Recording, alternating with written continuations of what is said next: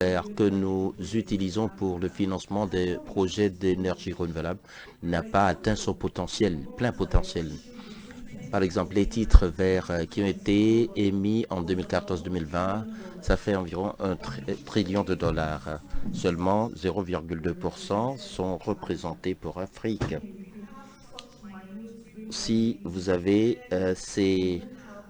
ce montant infime, on aura des problèmes pour financer nos projets d'énergie renouvelable. Selon l'agence internationale, les Green Bonds, c'est le lien entre ceux qui fournissent le capital et également les projets d'énergie renouvelable en 2020. Lorsque vous éclatez les bons verts qui ont été émis pour voir le montant pour financer l'énergie renouvelable, 23% ont été utilisés à l'échelle mondiale pour le financement, alors que au niveau local, le pourcentage des bons verts qui ont été émis pour financer l'énergie renouvelable est même très infime. Alors, quelles sont les quelques recommandations de COP27 pour traiter de cette question touchant au paysage? Le COP27 s'est focalisé sur deux engagements clés. Engagement pris par l'Afrique en COP22, l'engagement renouvelé sur les contributions déterminées au niveau local. Et également, nous allons voir comment on peut avoir des plans très clairs pour générer de l'énergie diversifiée en dépit des besoins de pétrole compte tenu de la guerre Russie et Ukraine. Également, le 15 milliards de dollars pour le changement, le financement climatique et également pour l'accord. Nous allons voir s'il y aura un développement d'initiatives pour nouer des partenariats sur l'énergie renouvelable pour réduire l'émission. COP27 était un tout petit léger pour ce qui est de la mise en œuvre de ces promesses qui ont été faites tantôt. En fin de compte, et certes, nous avions eu quelques engagements pour ce qui est de la transition énergétique, pour ne citer que cela. Nous avons 2 milliards de dollars pour créer de nouveaux projets solaires en Angola, qui a été donné comme engagement. L'Angola est l'un des pays africains qui a pris l'énergie renouvelable très au sérieux. Et donc, nous ne sommes pas surpris par ce partenariat. Par ailleurs, 500 millions de dollars a été donné pour financer et faciliter la transition de l'Égypte à l'énergie propre. Ce sera financé en partenariat avec l'Union européenne et l'Allemagne. C'est pas une surprise du tout. En allant en Égypte, l'Égypte a commencé sa transition énergétique il y a des années et ils ont pu augmenter la génération de l'air cible à 20% en utilisant les sources d'énergie renouvelable. Euh, les vagues, énergie solaire, hydrogène et également euh, les déchets. Et ça a été financé par la Banque européenne, a investi 1,1 milliard de dollars en 2012. Ce financement supplémentaire n'est pas du tout une surprise. Nous avons également la solidarité climat qui a été proposé par le secrétaire général des Nations Unies et la SFI pour offrir de l'assistance technique et financière pour aider les économies émergentes pour accélérer leur transition énergie renouvelable. Et cela, forcément, va nous aider à faire face à l'un des défis que nous avons en ce qui concerne le financement des projets de l'énergie renouvelable en Afrique. Les défis sont définis. Nous luttons pour financer ces projets parce que les actifs verts ne sont pas bancables. La viabilité commerciale se vend, n'est pas de mise. Et donc, cela ne crée pas l'appétit des banques. Il y a encore un autre défi.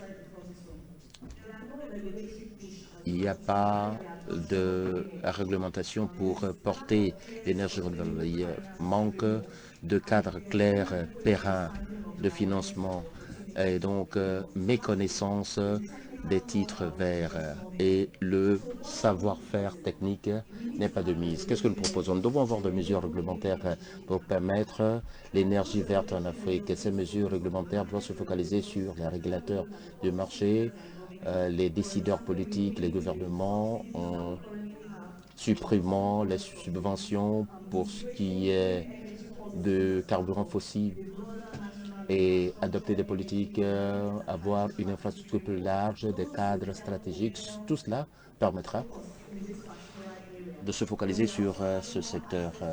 Plus d'accès au financement périn et également les subventions, les prêts, ça va porter ce marché forcément. Pour ce qui est des acheteurs et des vendeurs, les décideurs, les gouvernements vont encourager l'utilisation de l'énergie renouvelable. Par exemple, lorsque vous avez les tarifs, les feed-in tarifs, comme mesure incitative, compte tenu des détaillants également, la capacité à émettre des certificats commerciables, des portefeuilles pour ce qui est des banques, des institutions financières. Développer des politiques de financement de l'énergie renouvelable va être très utile. Enfin, pour les investisseurs, nous devons avoir des décideurs, le gouvernement qui devraient encourager l'investissement privé dans ce domaine spécifique. En guise de conclusion, il y a des impératifs clés à prendre en compte qui permettra de promouvoir le financement pour les hydrocarbures. Comment gérer les émissions et ensuite nous devons prendre nos recettes et les investir dans l'énergie renouvelable. Et nous devons nous focaliser sur le gaz par rapport au pétrole. Je vous remercie infiniment.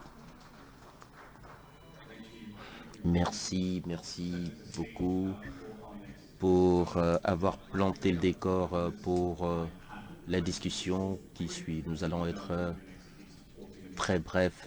On devrait finir dans 40 minutes.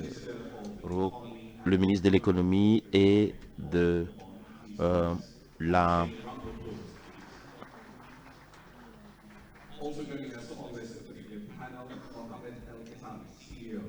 ministre du Gabon et également le PDG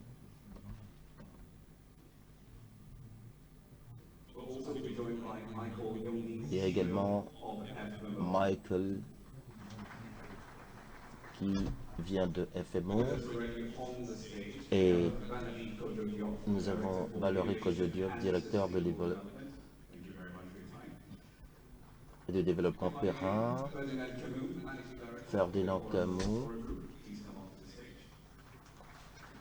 directeur général de Aura Group. En fait, nous sommes censés avoir sur ce panel le gouverneur de la Banque centrale de Nigeria, Godwin, qui n'est pas présent ici, et l'un des directeurs de cette banque centrale, docteur, veuillez venir au podium et prendre place. Si je peux me permettre, pour impliquer la salle de votre point de vue, COP 27, est-ce que les attentes ont été atteintes? Est-ce que c'était une déception majeure? Quelqu'un voudrait lever la main? La COP 27, les attentes ont été atteintes ou est-ce que c'est une déception majeure? Levez la main. Grande déception. Très bien, très bien. Alors je commence. Pourquoi est-ce que c'était une déception? En ce qui concerne l'adaptation et les pertes,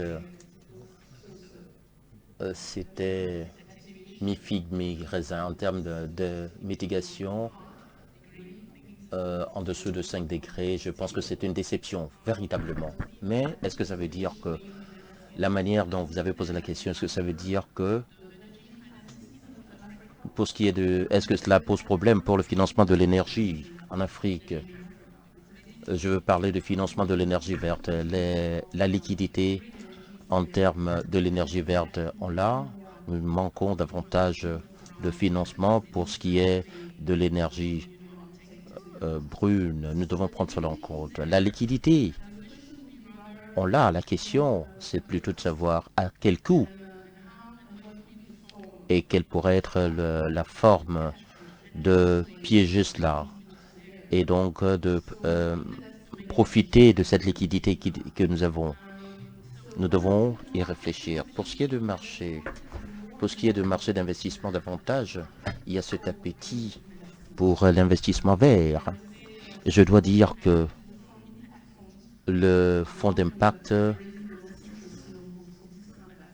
et ses différents types d'actifs, nous devons avoir les actifs qu'il faut pour tirer profit de ces liquidités. Je parle de l'abordabilité, la question de verre qui est profitable pour les banques. Nous devons trouver des niches de liquidité que nous avons davantage afin de le rendre profitable. Et même dans les banques de développement, l'argent privé à attirer, nous devons avoir des additionnalités.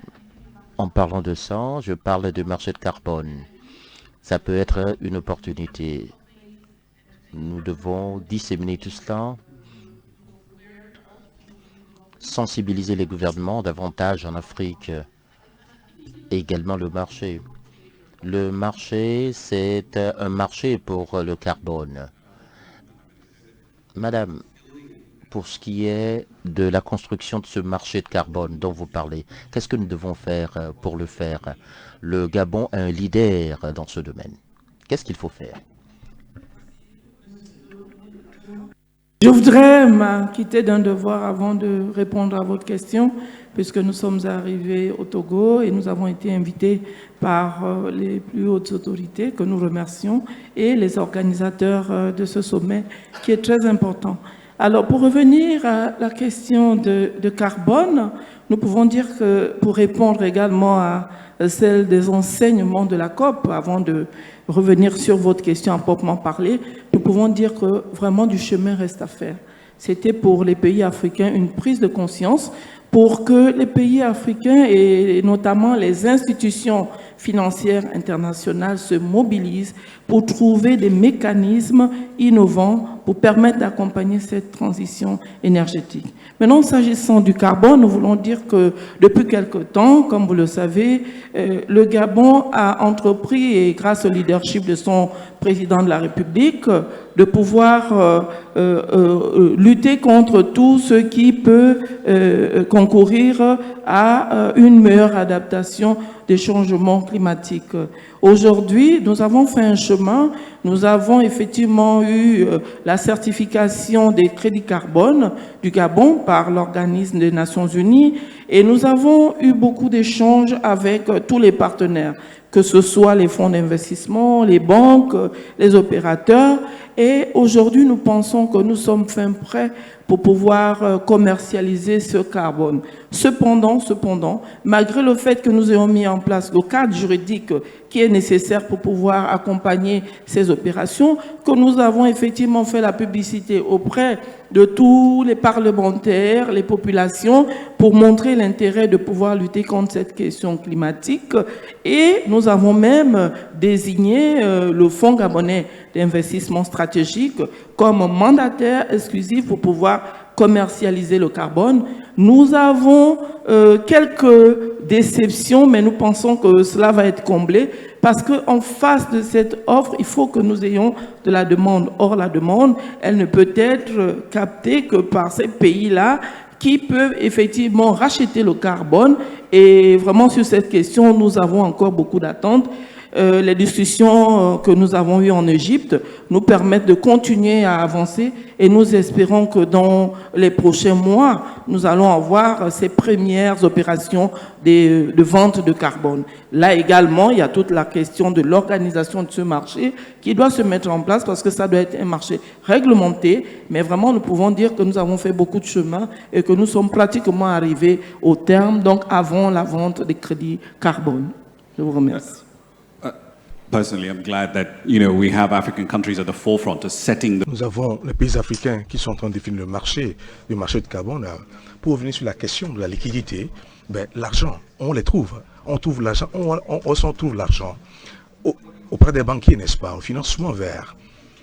De la présentation qui a été faite ce matin, il y a du capital partout. Il y a du capital sur le continent, il y a de l'argent sur le continent, mais ce n'est pas nécessairement de capital qui est investi dans les projets verts. C'est ça la question. Pourquoi? Je veux savoir, Fernand. Le capital, on a le sentiment que la liquidité est disponible, mais on a un sujet en termes de comment réallouer, déjà comment mobiliser cet argent et puis comment le réallouer sur des projets d'énergie verte. Et évidemment, je parle du point de vue d'une organisation qui a signé les Principles of Responsible Banking, c'est-à-dire que nous sommes engagés à être vertueux en termes de redéploiement du capital que nous allons éventuellement lever sur les marchés internationaux. Il me semble qu'il y a deux principales sources de liquidité aujourd'hui, trois même je dirais. La première, c'est évidemment le marché des green bonds, sur lequel notre organisation se prépare à aller chercher la liquidité. Deuxièmement, il y a les DFIs, et j'ai un voisin qui va peut-être nous en dire un peu plus ici. Et puis troisièmement, je suis heureux que Madame la ministre ait parlé du marché des crédits carbone, parce que c'est là qu'en tant qu'Africains, on ressent une forme d'injustice. Si on projette que la tonne de carbone se vendra à $100 la tonne dans les années à venir, alors on peut voir qu'il y a clairement une vraie capacité de cash qui peut être générée pour financer les énergies renouvelables. Et moi, en tout cas, j'encourage nos gouvernements et nos organisations à s'orienter vers ce marché-là et à ne pas laisser les autres dicter les règles en la matière. Mohamed, you can come in, and then Valerie. Mohamed, la même question et Valérie plus tard. Tout d'abord, je tiens à remercier le gouvernement du Togo et les organisateurs d'avoir associé notre institution à cette manifestation. Moi, je crois que je vais me référer à une approche pragmatique et je prends l'expérience du pays que je représente, le Maroc, où il y avait une vision à long terme promue par le chef de l'État, Sa Majesté le Roi, qui a donné comme cap un mix énergétique de 42% à horizon 2020, qui a été atteint et il a décidé un nouveau cap à horizon 2030, c'est un mix énergétique à 2030 de 52%. Mais cette vision a été bâtie sur un cadre institutionnel, un cadre réglementaire qui permet de donner de la visibilité, aux investisseurs internationaux et locaux, et permettre aussi aux intervenants, aux acteurs, que ce soit les banques commerciales, les banques de développement et les compagnies d'assurance, à mobiliser les fonds nécessaires pour accompagner cette dynamique. Et ce qui fait que, grâce à la loi sur les PPP, grâce au cadre institutionnel qui donne une sécurité juridique aux investisseurs internationaux, nous avons pu mobiliser en monnaie locale et en devise des fonds relativement intéressants pour accompagner cette dynamique donc d'implémentation de capacités en termes d'énergie renouvelable. Et je peux vous dire que cette expérience a été une réussite parce que l'essentiel du parc éolien marocain et l'essentiel du parc solaire marocain, le éolien marocain aujourd'hui, c'est la première capacité au niveau du continent africain. Et le solaire, c'est la première centrale de production d'énergie solaire qui a été opérée grâce à la mobilisation de fonds en monnaie locale. Pourquoi? Parce que, le régulateur s'est adapté au financement de cette nature de projet en desserrant un peu les contraintes réglementaires en matière de coefficient de division des risques. Il a donné plus d'aisance. Deuxième élément important, c'est qu'il a considéré les project finance sans recours aux actionnaires, à ceux qui portent le projet, les investisseurs internationaux et les investisseurs locaux. Et aussi, dans les réserves des compagnies d'assurance, il y a un système incitatif qui permet aux compagnies d'assurance et aux maisons de pension de prendre des tickets, des prises de participation dans le tour de table de ces projets. Ce qui fait qu'on arrive aujourd'hui à mobiliser, en tant que banque commerciale, en complétant notre dispositif, des financements sur des maturités très longues, qui dépassent les 15 années. Ça, c'est extrêmement important.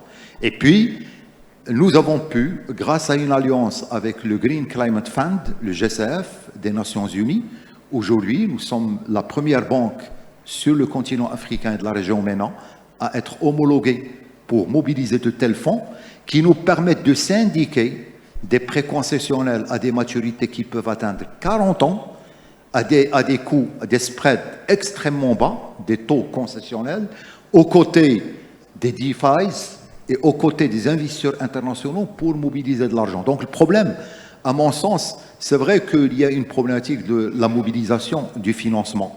Mais au-delà du financement, qui n'est qu'une partie du puzzle, il faut traiter l'ensemble du cadre qui permet justement d'assurer cette liquidité.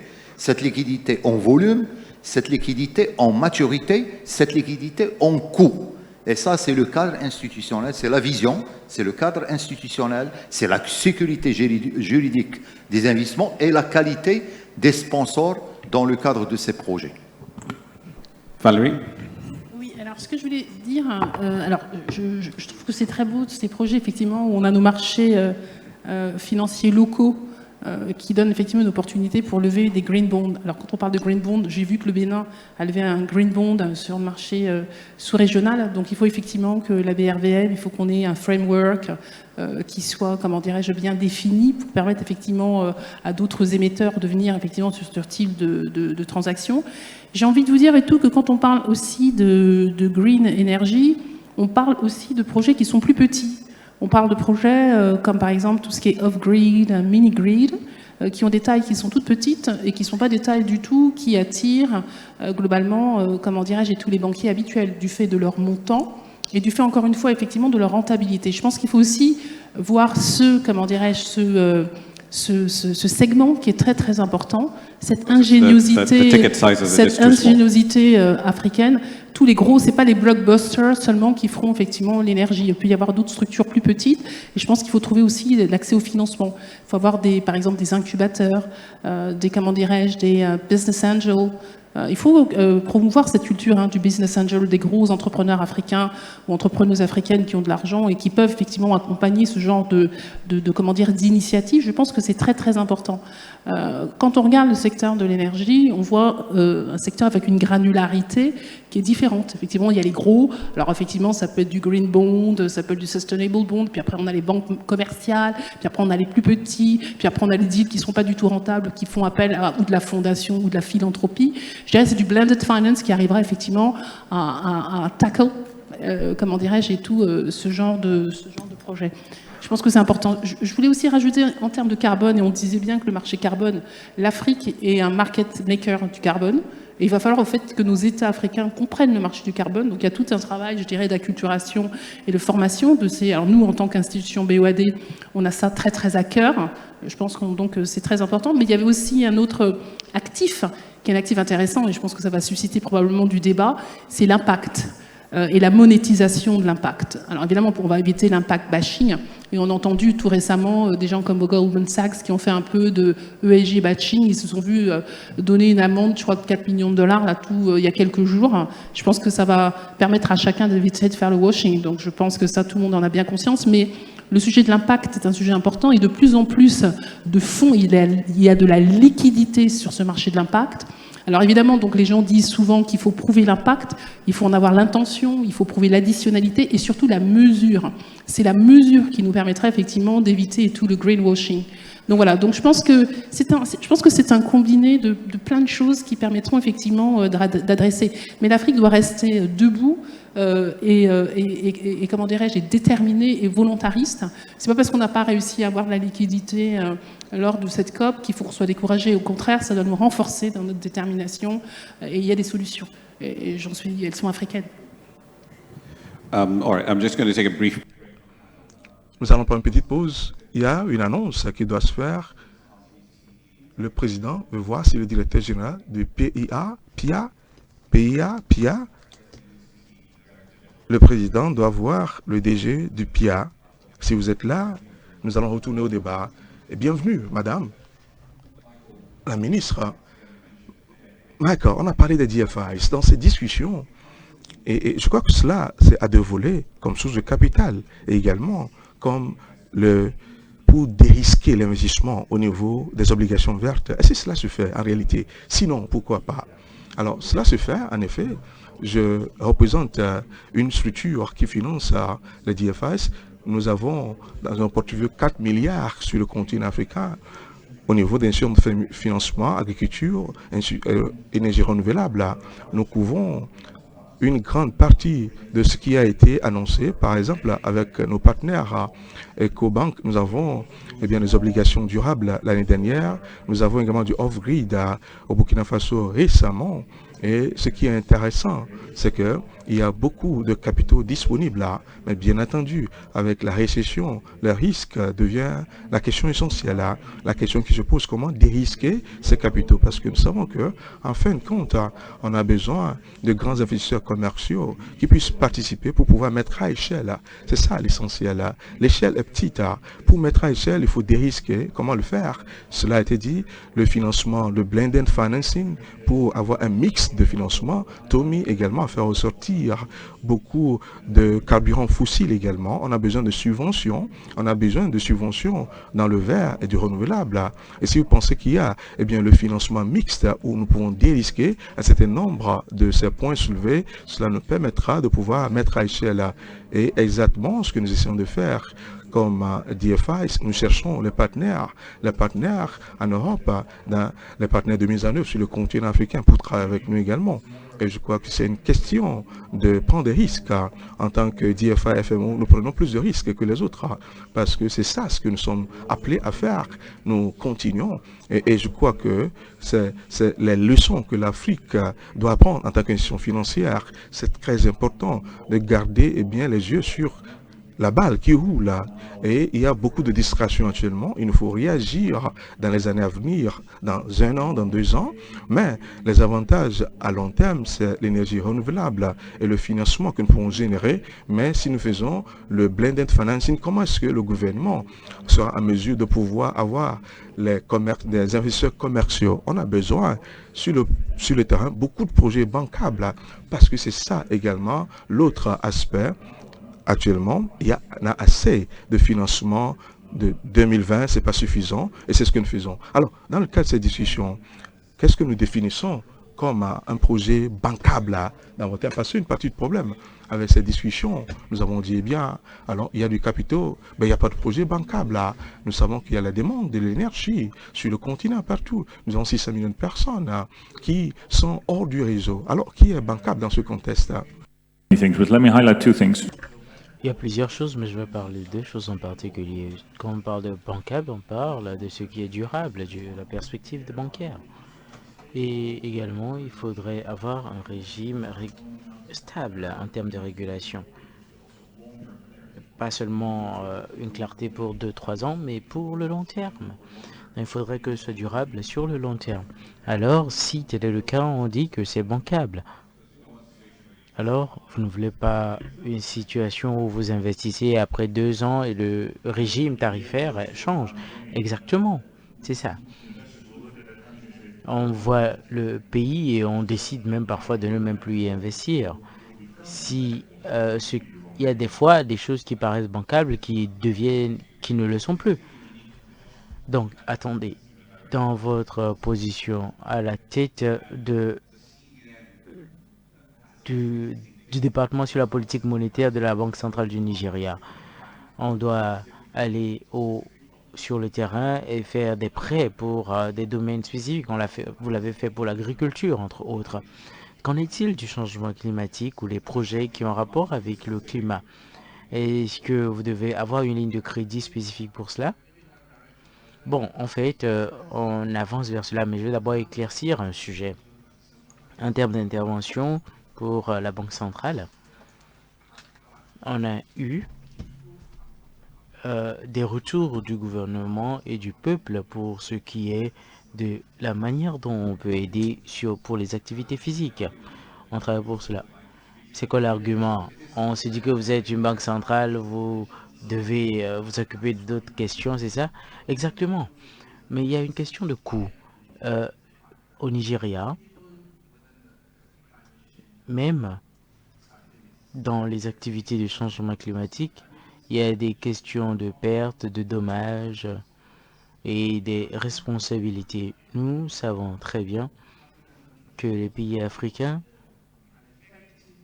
doivent avoir un bon niveau de compétitivité pour avoir un niveau de transition durable. Au Nigeria, Présentement, nous essayons d'avoir des investissements dans l'énergie fossile. On voit l'investissement qui y va et c'est une priorité pour la Banque centrale. Et la plupart de nos revenus viennent du carburant. Et l'année dernière, on n'a pas eu grand-chose. Et ça a un effet considérable. Donc si vous dites au Nigeria de faire le Green Bond en matière de carbone, vous êtes en train d'appauvrir la population. Nous connaissons les effets de ce changement climatique et le Nigeria a la convention du changement climatique qui a été signée et qui est mise en œuvre. Mais ici, nous avons besoin d'avoir des transitions durables. C'est pas parce que tout le monde est en train de faire quelque chose que vous devez faire pareil. Vous allez devenir de plus en plus pauvre et votre peuple va plus vous rejeter. Et maintenant que je vous parle même, il y a plusieurs personnes qui veulent que d'autres démissionnent. Vous savez, on doit aller à la vitesse de notre développement, de notre économie. Et ce changement climatique a un impact sur nous. C'est clair, mais on doit voir ce qui cause le changement climatique et à quel point ils sont responsables pour pouvoir prendre ces dommages-là. Cette responsabilité partagée est très importante quand vous demandez aux gens de lever les mains pour savoir si la COP27 est un succès. Vous avez vu que les gens ont levé la main. Mais je ne pense pas qu'il y a des gens qui espèrent autre chose que ce qui s'est passé. Mais les économies d'Afrique, les pays africains doivent arriver à un niveau de compétitivité pour que lorsqu'ils parlent, on puisse les écouter. Mais quand il y a des paramètres qui ne sont pas remplis, ils doivent se battre pour ça, pour avoir une certaine équité. Je crois que c'est ce que j'ai à dire. Valérie, vous avez quelque chose à dire? Valérie. Je veux poser une question au Dr Hassan. Comment est-ce que vous voyez votre rôle en tant que banque centrale? Parce que je réfléchissais, vous savez, l'argent, c'est la clé. Vous savez, les gens qui veulent avoir des actifs verts, vous en tant que banque centrale, qui êtes là pour faire la régulation et tout, il y a plusieurs personnes qui parlent du climat et de son impact sur les prix. Alors, je réfléchissais, je me demandais, est-ce que les banques centrales pouvaient avoir des politiques un peu plus vertes en matière de climat? Vous savez, en Europe, on en voit des exemples. Il y a des gens qui voudraient que vous ayez des subventions un peu plus vertes. Vous savez, il y a ce qu'on appelle la durabilité bancaire depuis 2017 et cela a été appliqué à la manière dont les banques peuvent financer les projets verts. Une banque commerciale au Nigeria, Access Bank, a donné un green bond de plus de 50 milliards qui a un taux à 50% et il y a aussi d'autres qui ont été donnés par le gouvernement de plus de 10 millions. Et vous voyez, on est en train d'avancer petit à petit. Et les principes ont été développés pour financer les questions du climat. Et l'inondation qu'il y a eu récemment, il y a 37 États au Nigeria au total.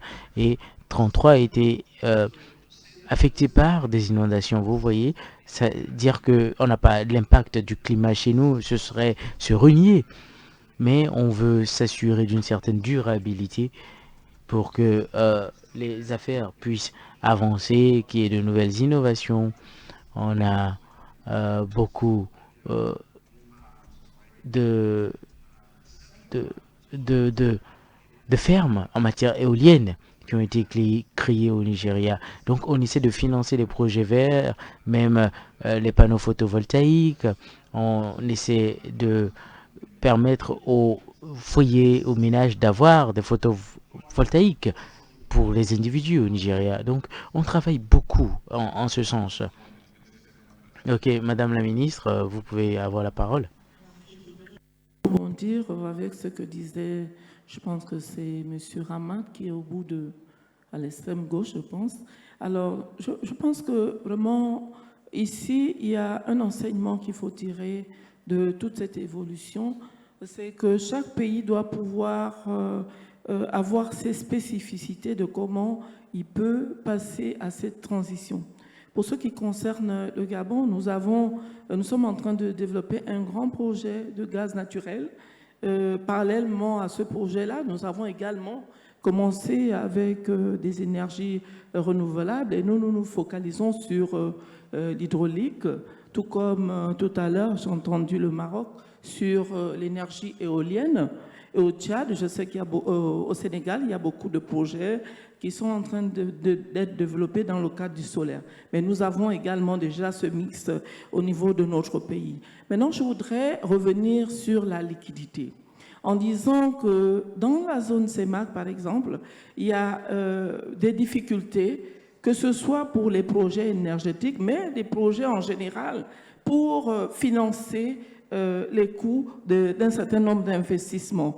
Je prends le rôle du régulateur, puisqu'en ma qualité de ministre de l'économie et donc de la monnaie, nous savons très bien quelles sont les recommandations ou du moins les attentes du secteur bancaire qui peut être le secteur bancaire local, qui peut constituer justement ces premières institutions vers lesquelles on peut se tourner. On a des difficultés au niveau, par exemple, des ratios structurels, où il est difficile, étant donné les niveaux qui doivent être respectés, voilà, il est difficile parfois aux banques de le faire parce qu'elles sont contraintes par les ratios de liquidité, notamment le ratio sur les fonds propres et également le ratio sur la division des risques. Et je pense que ce qu'a dit ici monsieur du Maroc, voilà, c'est ça, monsieur Mohamed, c'est de dire qu'il faut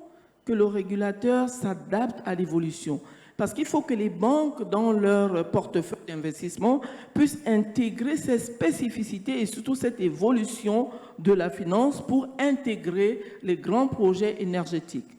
Parallèlement à ça, un peu partout ailleurs, on a développé plusieurs solutions qui passent par exemple des SPV, ce sont des sociétés autonomes aujourd'hui, qui portent dorénavant des projets et sur la rentabilité de ces projets, on peut permettre de financer l'énergie renouvelable. À côté de ça, nous avons également tout ce qui se fait dans le cadre des partenariats publics-privés. Au Gabon, nous avons un certain nombre de projets électriques, hydroélectriques même, qui sont financés par ces véhicules-là. Nous pensons qu'on peut aller au-delà, vraiment, sur le projet de finance, également sur les SDV, pour accompagner la transition énergétique. Cela va prendre encore un peu plus de temps. Si on parle seulement de la question de la finance verte, aujourd'hui, on a quelques solutions, mais on va dire que le besoin est tel qu'aujourd'hui, il faut pouvoir y aller progressivement. Les besoins aujourd'hui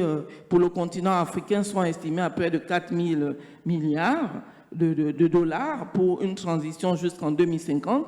Donc ça veut dire qu'aujourd'hui, nous sommes en train de nous projeter sur des niveaux qui sont assez élevés et je pense que la démarche qui a été donnée ici par le Maroc montre bien qu'il y avait un objectif à atteindre et progressivement, chaque État devrait pouvoir rentrer dans cette, on va dire, cette dynamique. Michael, you can come in and then... Michael, vous pouvez parler et puis on aura les autres réactions. Merci beaucoup. Je vais ajouter deux choses pour les institutions financières de la COP. Il faudrait qu'on se prépare. J'ai deux choses à dire. Toutes les institutions financières doivent penser au risque climat dans leur portefeuille.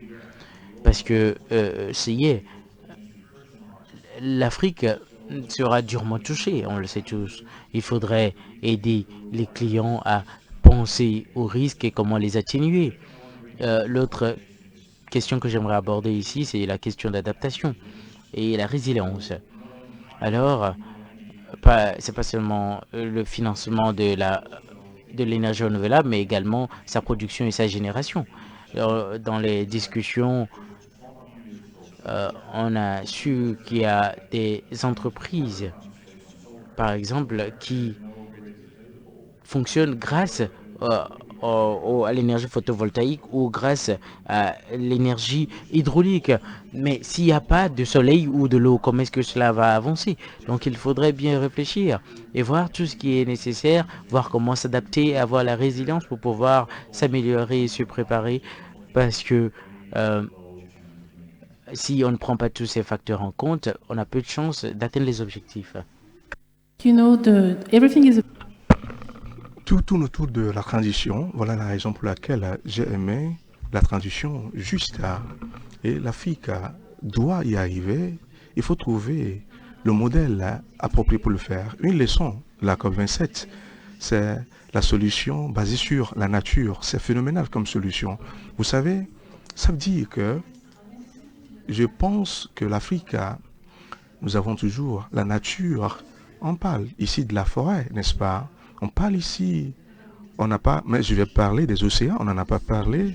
Et ces deux éléments de la nature peuvent nous aider à pouvoir capturer les émissions qui vont venir de toute façon. Parce que vous savez, quand on parle du verre, le verre est onéreux. Le verre est onéreux, il faut le dire. Et cela dit que l'Afrique doit investir dans un projet qui est onéreux, d'un nouveau projet de technologie qui est coûteux. Est-ce à dire que nous devons payer le prix pour l'énergie verte?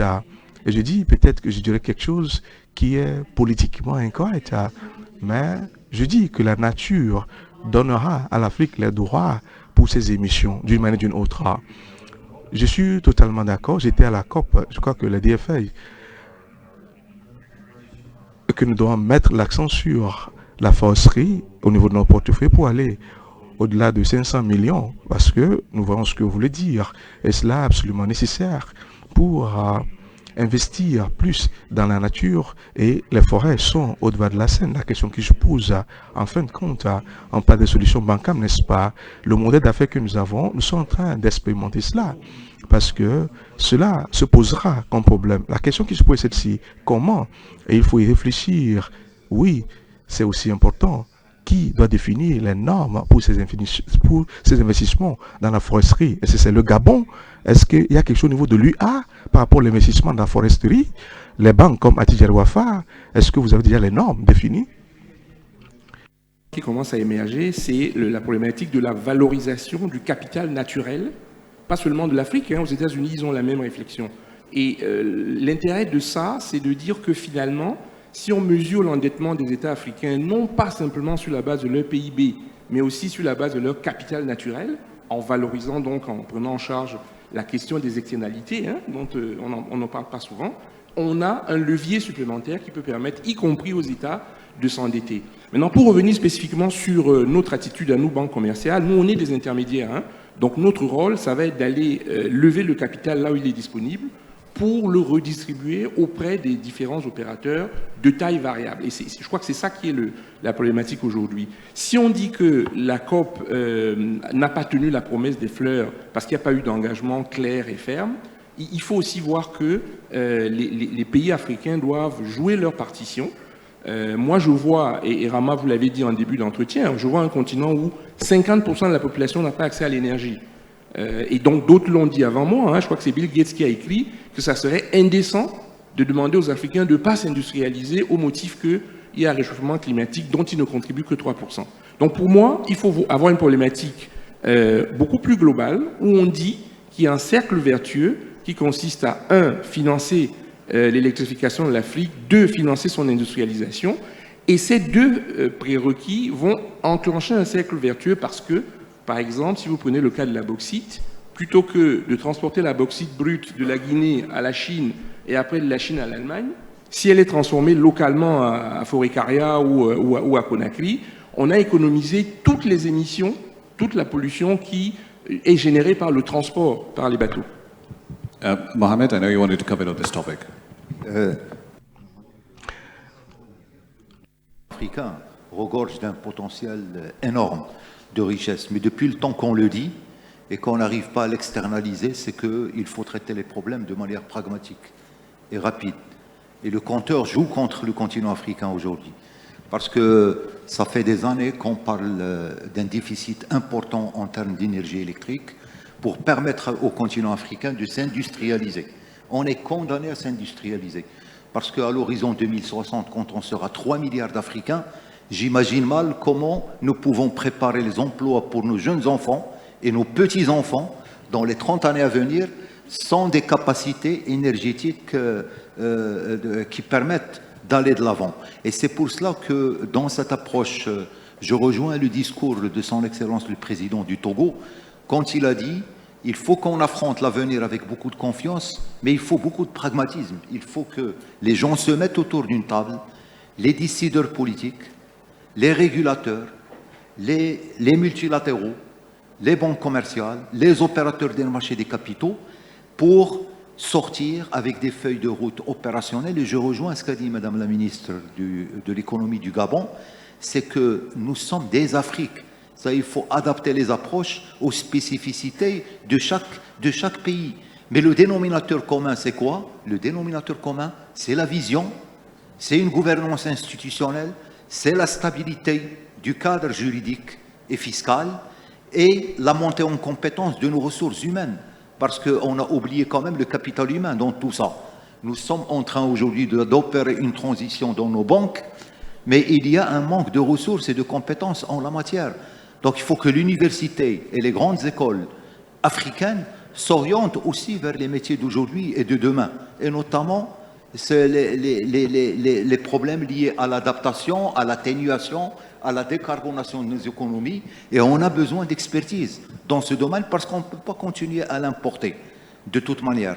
Donc, et c'est pour cela que des panels comme ça, des forums comme ça, qui permettent la discussion, l'échange d'expériences, permettent au moins de faire des propositions concrètes aux décideurs politiques pour aller de l'avant. Merci. And actually, I want to end on that particular note. On va conclure sur cette note parce que le temps est contre nous.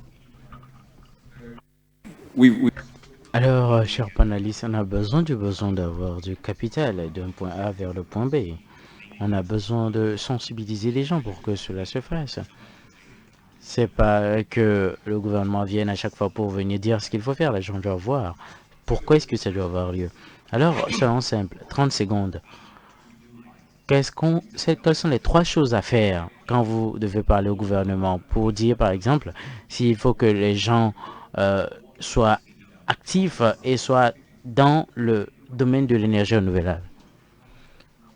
Merci pour ce que Mohamed a dit. Je vais dire encore qu'il faut une responsabilité partagée et une reddition de comptes. L'État, et quand je dis État, je parle du gouvernement, il doit jouer un rôle majeur. On a besoin des institutions financières pour que ces dernières puissent être en partenariat avec les uns et les autres. Mais le secteur privé a besoin d'efficacité et de rentabilité. Donc, premièrement, ça doit venir de l'État et l'État doit être redevable au peuple comme étant une institution qui dirige ce processus. Si nous n'avons pas ceci, ça n'aide pas. Donc, quand on parle de ce lead, il y a le facteur risque. Et on a besoin d'avoir cette responsabilité partagée et cette redevabilité pour tous les acteurs afin de s'assurer que chacun puisse avoir son rôle à jouer. On ne doit pas jeter cela seulement au secteur privé, aux donateurs multinationaux, etc. Tout le monde doit jouer son rôle. Symphonie dans laquelle chacune des parties prenantes doit jouer sa partition. Les États, évidemment, doivent contribuer à améliorer l'environnement des affaires, éventuellement à stabiliser le cadre réglementaire, y compris les banques centrales, et le secteur privé doit prendre sa part de responsabilité avec tous les outils de gestion de risque que nous connaissons, et dans ces conditions-là, si on voit grand, je pense qu'on peut arriver à faire avancer le débat. Michael, you've spoken about predictability of policy. Pour ce qui est du fait du rôle à jouer, pardon. Premièrement, financement mixte et également avoir des green bonds pour les acteurs. Mohamed, qu'est-ce que le gouvernement a besoin de faire? C'est de faciliter la mobilisation de l'épargne locale, donc l'inclusion financière et d'élargir justement cette bancarisation qui est extrêmement importante par tous les moyens, notamment les moyens numériques. Ça, c'est extrêmement important. Deuxième élément important, c'est que les politiques publiques doivent aider le secteur privé à se mobiliser dans les secteurs stratégiques, notamment la sécurité énergétique, la sécurité alimentaire et la protection contre les catastrophes naturelles. Ça, c'est le deuxième élément. Le troisième élément qui, à mes yeux, est extrêmement important, je reviens sur le capital humain. Il faut que nos universités, nos écoles, avec des passerelles avec le secteur privé, puissent générer une nouvelle race, une nouvelle élite de compétences humaines dans les métiers de demain. Valérie? Écoutez, ça va être une redite de ce que vient de dire très justement Monsieur El Kettani, la mobilisation d'une épargne qui dort sous les matelas. Je pense que cette réintermédiation, elle est nécessaire pour retrouver un peu de notre souveraineté et arrêter de se faire dicter les choses par les autres. Ça me semble fondamental. Moi, j'ai le sujet effectivement du sujet de la nature, qui est une solution au climat. Donc la préservation de nos éléments de nature, que sont les forêts et les océans, pour moi, c'est un sujet capital. Et vous avez tellement raison, le capital humain. C'est les hommes et les femmes que nous sommes qui feront les changements. Voilà. Donc, et puis aussi un peu les institutions de développement. Lead by example. Madam Minister, you get the last word. Merci. Je voudrais ici dire que les États ont un rôle central à jouer pour permettre de mettre tous ces acteurs-là sur la voie du développement durable. Il faut vraiment impulser ce développement avec cette transition énergétique qui nous permet d'être à l'abri d'un certain nombre d'aléas. Et c'est pour cette raison que j'ai souvent l'habitude de dire que nous avons ce que nous avons appelé le CAP. Le CAP, c'est le CAP, donc la connaissance. Nous avons, avec justement le renforcement des connaissances, faire intervenir les universités et autres, tous les chercheurs. La deuxième chose, ce sont les actifs. Les actifs, nous les avons. Il suffit tout simplement que les banquiers, les régulateurs, tout le monde se mette au travail pour pouvoir accompagner cette transition. Et nous avons l'OP qui est la plateforme. Comme aujourd'hui, nous nous retrouvons pour pouvoir échanger des diverses expériences qui peuvent être implémentées d'un pays à un autre. Donc je pense que ici, sur le plan vraiment de ce marché-là africain, nous voulons avoir une mutualisation de tous ces efforts pour faire en sorte que nous puissions relever le défi sur la transition énergétique pour le bien de notre Afrique. Je vous remercie. Merci beaucoup, Madame la Ministre. Ladies and gentlemen. Mesdames et messieurs, voici notre discussion sur la COP27 et comment ça nous affecte. À vos ovations, s'il vous plaît. Je vous en remercie.